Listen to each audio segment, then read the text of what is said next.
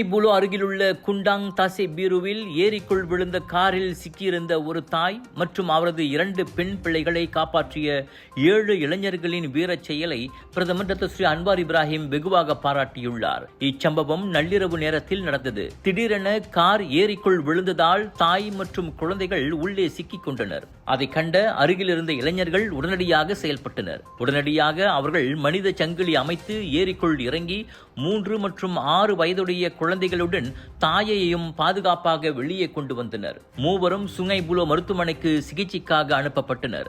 அவர்களின் உடல்நிலை சீராக இருப்பதாக தெரிவிக்கப்பட்டுள்ளது. இந்நிலையில் இளைஞர்களின் அந்த துணிச்சலும் மனிதாபிமானமும் மலேசியர்களின் ஒற்றுமையை வெளிப்படுத்துகிறது என பிரதமர் கூறினார். அக்குடும்பம் சீக்கிரமே குணமடையவும் பிரார்த்திப்பதாக அன்வார் தெரிவித்தார்.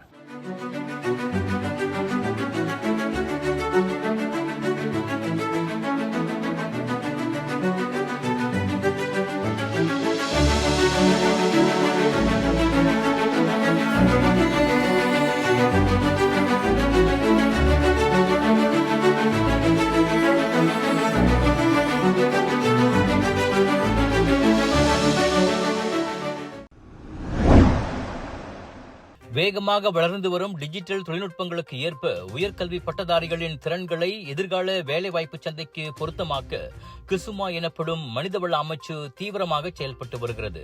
இது வெறும் தரவுகளின் அடிப்படையில் அல்ல, மாறாக வேலைவாய்ப்பு சந்தையின் உண்மையான தேவைகளை பூர்த்தி செய்யும் வகையில் அமைய வேண்டும் என அமைச்சர் டாக்டர் ஸ்ரீ ரமணன் ராமகிருஷ்ணன் நேற்று மேலவையில் வலியுறுத்தினார்.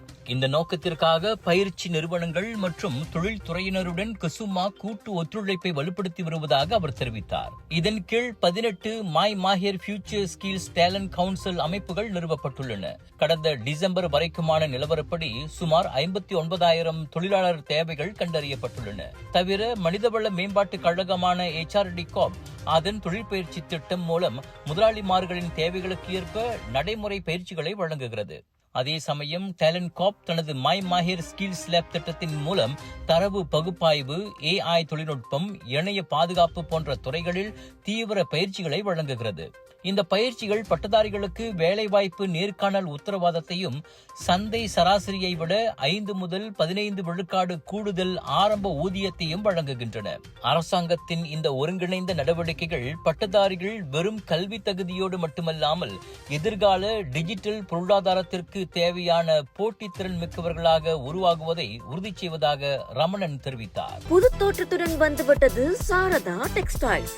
பல டிசைன்களில் அனைவருக்குமான வண்ண வண்ண ஆடைகள். பிரிக்ஃபீல்ட் சென்ட்ரல் ஸ்ட்ரீட்டில் புதுக்கிளை. உடனே வாங்க, பிடிச்சத வாங்கிட்டு போங்க.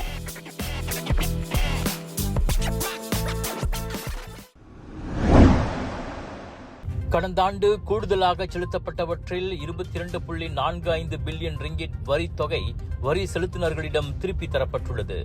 இது கடந்த 5 ஆண்டுகளில் வழங்கப்பட்ட மிக உயர்ந்த தொகையாகும் என நிதி அமைச்சு மக்களவையில் கூறியது. 2023 முதல் 2025 வரை மொத்தம் 56 பில்லியன் ரிங்கிட் வரி திருப்பி வழங்கப்பட்டுள்ளது. இது 2020 முதல் 2022 வரை வழங்கப்பட்ட 37 பில்லியன் ரிங்கிட்டை விட சுமார் 50 விழுக்காடு அதிகமாகும். கடந்த டிசம்பரில் மட்டும் 7.5 பில்லியன் ரிங்கிட் திருப்பி தரப்பட்டு அரசாங்கத்தின் 4 பில்லியன் ரிங்கிட் இலக்கு மீறியுள்ளது. இவ்வேளையில் 2022 மற்றும் அதற்கு முந்தைய ஆண்டுகளுக்கான அனைத்து தகுதியான கூடுதல் வரி தொகைகளும் முழுமையாக வழங்கப்பட்டுள்ளதாக அமைச்சு கூறியது. இவ்வாண்டு பிப்ரவரி 16 வரையிலான நிலவரப்படி 95,000க்கும் மேற்பட்டவர்களுக்கு 6.2 பில்லியன் ரிங்கிட் வழங்கப்பட்டுள்ளது. இந்நிலையில் 2023 ஆண்டுக்கான கூடுதல் வரி தொகைகளை திருப்பித் தரும் பணிகள் இம்மாத இறுதிக்குள் முடிக்கப்படும் என எதிர்பார்க்கப்படுகிறது. 2024 ஆண்டுக்கான வரி தொகைகள் இவ்வாண்டு இறுதிக்குள் வழங்கப்படும். இந்நடவடிக்கைகள் வரி செலுத்தினர்களின் உரிமைகளை பாதுகாக்கவும் அரசாங்கத்தின் மீதான நம்பிக்கையை வலுப்படுத்தவும் உதவும் என்று நிதி அமைச்சு நம்பிக்கை தெரிவித்தது.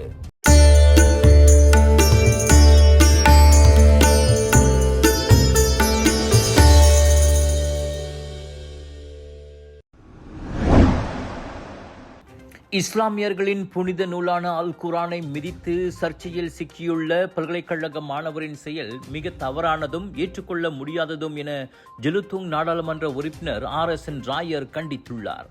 மலேசியாவின் பல்லின சமூகத்தில் அனைத்து மதங்களும் மதிக்கப்பட வேண்டும் என்றும் மதத்தை கேலி செய்பவர்கள் சட்டத்தின் முழு கடுமையையும் எதிர்கொள்ள வேண்டும் என்றும் அவர் வலியுறுத்தினார்.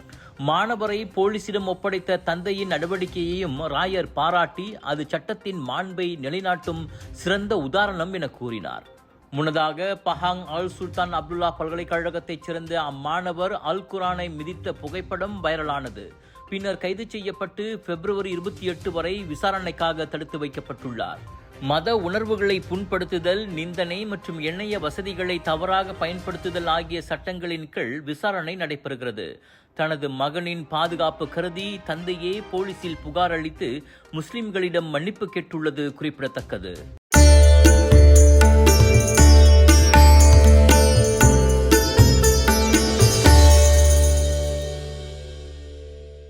ஒரு நாளைக்கு நம்ம இருதயம் எத்தனை வாட்டி துடிக்குது தெரியுங்களா? கிட்டத்தட்ட 1 லட்சம் வாட்டி. நம்ம தூங்குற நேரத்துல இருதயம் மெதுவா துடிக்கும். நம்ம இருதயம் ஒரு என்ஜின் மாதிரி நான் ஸ்டாப்பா உடம்பு முழுதும் ஆக்சிஜன் பம்ப் பண்ணிட்டு கார்பன் டை ஆக்சைடை வெளியாக்கிடுறோம். ரத்த ஓட்டம் இருதயத்துக்கு சீரா இல்லைன்னா பல பிரச்சனைகள் வர ஆரம்பிக்கும். உயர் ரத்த கொதிப்பு, இருதய சம்பந்தப்பட்ட நோய்கள் மற்றும் பல. டெஸ்லி டென்ஷனோட மகிமை ரத்த ஓட்டத்தை சீராக்கிடும், இருதயத்தின் சுமையை குறைக்கும். டெஸ்லி உங்கள் ஆரோக்கியத்தின் நண்பன். கோலாலம்பூர் ஜலான் கந்திங் கில்லானில் ஒரு அலுவலகத்தில் நேற்று நிகழ்ந்த கோர விபத்தில் வெளிநாட்டு தொழிலாளி ஒருவர் உயிரிழந்தார். 44 வயது அந்த பாகிஸ்தான் ஆடவர் அலுவலகத்தில் கண்ணாடி பலகைகளை அகற்றும் பணியில் இருந்தபோது அவற்றில் ஒன்று உடைந்து அவரது கையை வெட்டியது. இதனால் கடுமையான இரத்தப்போக்கு ஏற்பட்டு அவர் சம்பவ இடத்திலேயே உயிரிழந்தார். போலீஸ் இச்சம்பவத்தை திடீர் மரணம் என வகைப்படுத்தியுள்ளது. எனினும் துல்லியமான காரணத்தை அறிய சடலம் சவ பரிசோதனைக்காக கோலாலம்பூர் மருத்துவமனைக்கு அனுப்ப சமையலுக்கு நேரம் இல்லையா? இதோ செஃப் ஈஜி ப்ராடக்ட்ஸ். சைவமும் அசைவமும் சூடு செய்து சாப்பிட தயாரான வீட்டு சுவை. ரூம் டெம்பரேச்சரில் பாதுகாப்பாக வைக்கும் நம்பகமான உணவு. எந்த ரசாயனமும் இல்லை, எந்த பதப்படுத்தும் மருந்தும் இல்லை. ஷாப்பி, லசாடா, டிக்டாக் எங்களின் அதிகாரப்பூர்வ அகப்பக்கத்தில் இன்றை வாங்குங்கள். செஃப் ஈஜி ப்ராடக்ட்ஸ், வீட்டு சுவை உங்கள் ஓட்டத்தில். சரவாக் கூச்சிங்கில் ஒரு பூனையை கொடூரமாக அடித்துக் கொன்ற 38 வயது ஆடவருக்கு 11 மாதங்கள் சிறை தண்டனை விதிக்கப்பட்டுள்ளது. இச்சம்பவம் கடந்த டிசம்பர் 30ஆம் தேதி 24 மணி நேரம் செயல்படும் சலவை கடையில் நிகழ்ந்தது. சிசிடிவி காட்சிகள் சமூக வலைதளங்களில் வைரலாகி அப்போது மக்கள் கடும் எதிர்ப்பை தெரிவித்திருந்தனர். பின்னர் ஜனவரி 1ஆம் தேதி அவர் கைது செய்யப்பட்டார். இந்நிலையில் நீதிமன்றத்தில் குற்றத்தை ஒப்புக்கொண்ட அவர் அருகில் இருந்த மற்றொரு பூனை தம்மை கடித்ததால் கோபத்தில் தாம் அவ்வாறு நடந்து கொண்டதாக கூறினார். அரசாங்க பல்கலைக்கழக அங்கீகாரத்துடன் வேலை செய்து கொண்டே படிக்க ஒரு அரிய வாய்ப்பு.